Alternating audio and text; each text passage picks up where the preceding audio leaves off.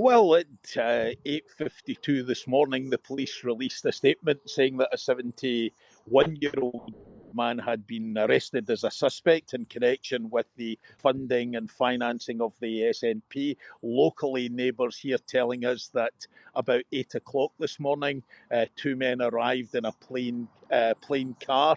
They chapped the door of this very large house behind me, which is Colin Beattie's house. And by 8:15, they left with Mr. Beattie, and they haven't been back since. He's been taken into custody, as you said, and being questioned as a suspect. So really, that's the latest. It's 13 days, of course, since Nicola Sturgeon's husband, Peter Murrow, was arrested. He was taken into custody, questioned for over 11 hours, and then released without charge pending further investigation. The latest twist in this pretty incredible story about the SNP, this police investigation into the funding and financing of the party being going on since 2021 in July. And can you just give me a brief synopsis of Colin Beatty? Who is he? What's his role?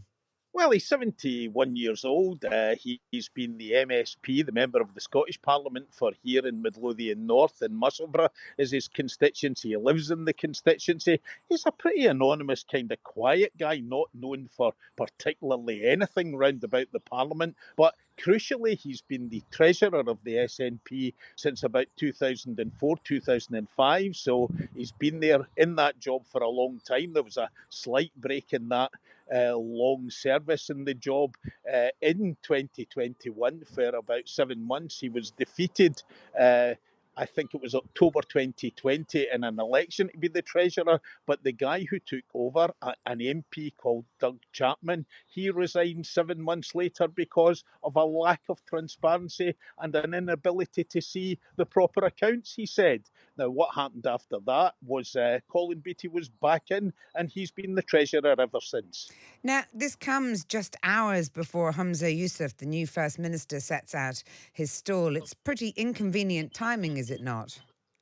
Oh, entirely so. I mean, I've spoken to some senior figures in the SNP who are really pretty unhappy about this at the end of the day. You know, this is Humza's big day. Every single day since he was elected a couple of weeks ago, there's been some issue, some problem with this story. And today, just the same. Big day. He's supposed to be outlining his plans, his priorities for the Scottish Parliament and his government for the next 3 years. And this happens first thing in the morning.